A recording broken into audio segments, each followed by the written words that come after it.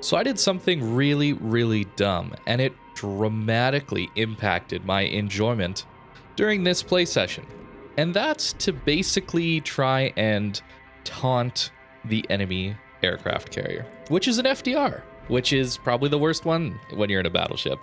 And by taunt, I don't mean something negative. I mean in the sense of like a card game like Hearthstone, where you have taunt, so then the enemy has to attack you first, this, potentially player on the board, instead of going for the face damage. That is what I was going to try and do here by essentially presenting myself as the easiest possible target. As you can see, we have flanked quite hard, and we're almost on the enemy's side of the map already, and we're not even 5 minutes into this game. I haven't really been spotted too much so far. I've only done a little bit of long-range shooting, and we're about to get into secondary range, so we're definitely going to be spotted for quite some time, and the carrier is certainly coming to this side of the map. I definitely don't recommend this if you want to have fun. Getting struck over and over and over again by the carrier is not fun. There's no gameplay there. It's essentially you being a fish in a barrel. You're like a circus animal getting the flaming whip whipped at you from some of those crazy, what was it, Dumbo I think had that? I don't know, it's still burned into my memory from a kid. Anyways, that's essentially what you are. You are dancing around just trying to mitigate as much of the damage as possible. However, it can help your team win. And what I mean by that is, if the enemy carrier is so focused on killing you, then you manage to live and still be reasonably effective, assuming your teammates, are decent, which you can't really assume. But in this one, it worked out. You can actually really dramatically impact the game just by taking all of the attention of the enemy's strongest ship completely on you. So that's what's going to happen here. Obviously, we're the easiest target to go after, so unsurprisingly, the FDR comes with his dive bombers. Now, these are probably going to do 20k. I'm stuck on this island. I didn't play this particularly well to start with, I'll be honest, but I couldn't really risk a turn out in front of 3 enemy battleships, 2 of them being Montanas and 1 of them a Yamato. Relatively accurate battleships, I would say. So yeah, 19,000 damage there, plus a fire, and Monty is coming around to try and get a flank on us.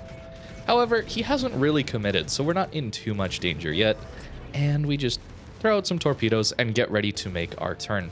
The only saving grace here is that the FDR has an incredibly long cooldown between its attacks. That's why he's not coming back in to attack us right away, because he has to wait for that cooldown. It's really the only balancing factor for that ship. So we have a little bit of time to get ourselves going and potentially try and dodge. We're trying to use our AA as much as we can, taking advantage of the current bug or feature that keeps your auxiliary armaments completely alive. You can't knock out any AA, you can't knock out any secondaries currently.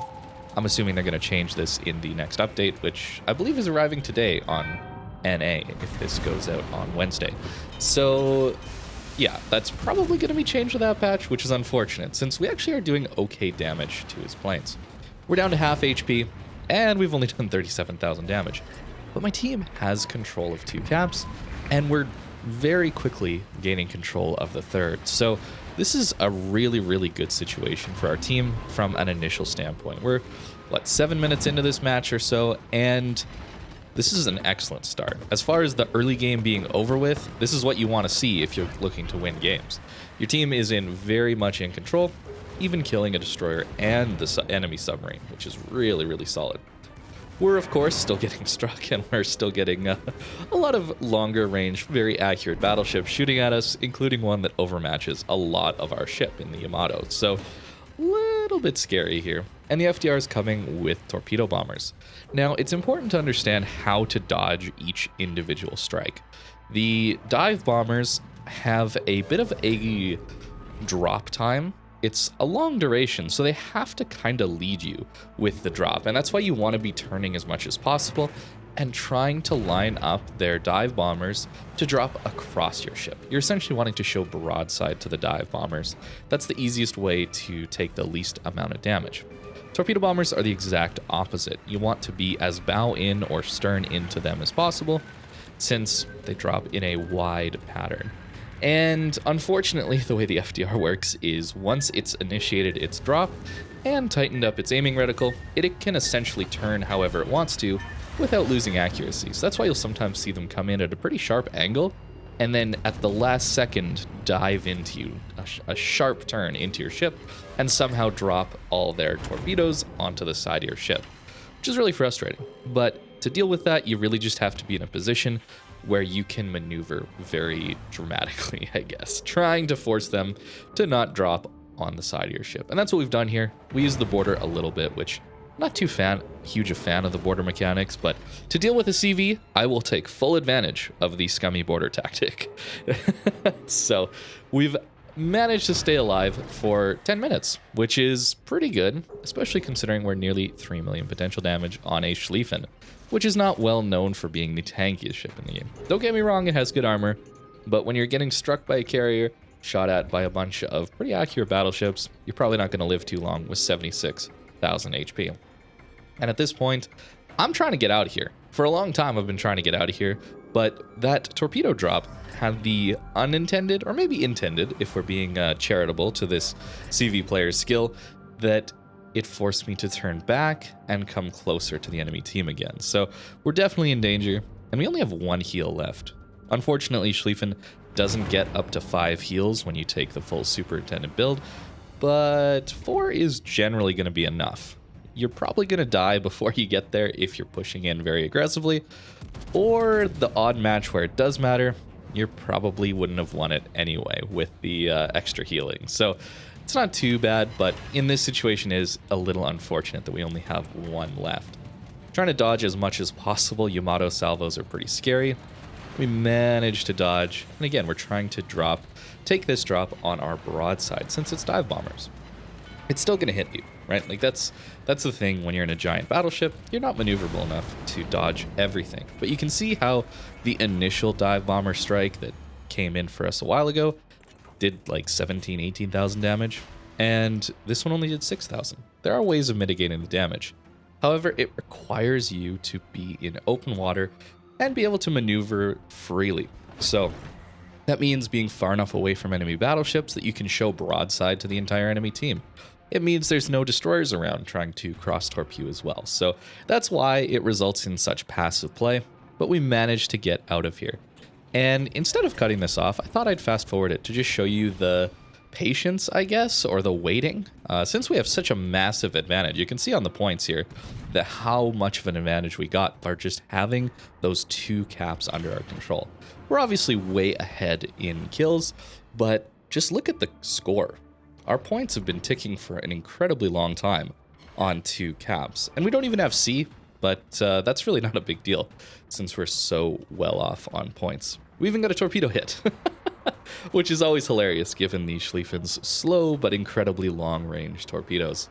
And we're just playing patiently, trying to wait out the end of this game while still doing a little bit of damage.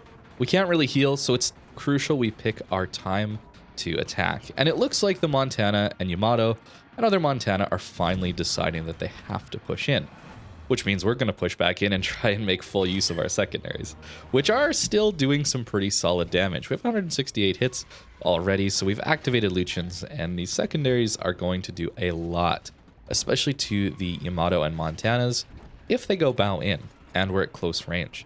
They all pen 32 millimeters of armor with this build. We're running the full IFHE secondary build on this thing. So if they go bow into us, we're going to be full penning their bow with every secondary shell that hits. So it's a lot of damage. The important thing, though, is to not get too greedy with the main guns on a Schlieffen. One of the biggest issues I found when switching over from the Prince Ruprecht to the Schlieffen is that your rear guns have slightly worse turret angles, or at least the back one does, the 360 turret. So when getting all of your guns off on an enemy ship, you can get citadeled or at least hit for huge amounts of damage, which is why I kind of turn in here to try and mitigate some of that damage. I've slowly learned what the correct angling is, and it seems like it's somewhere in this range where you're not getting your rear guns off, and you can see we actually bounce. even though the Montana aimed too low, and he could have done huge damage into our superstructure and into our bow. Sometimes you get lucky and people don't really know where to aim. That is 3 million potential damage now, and we survived against the carrier because this game is unfortunately going to be over right as we find ourselves a broadside Montana at close range. But 140k, and we took most of the carrier's attention that game, resulting in a win. I'll be honest, it wasn't fun for me at all, but it certainly is a way to help your team win. And I don't recommend trying this because, again, it's really, really, really unfun. But it certainly is a tactic that can work, especially when the CV is such a strong one like the FDR. So that's my video for today. Thank you very much for watching, and I hope you have a great rest of your day.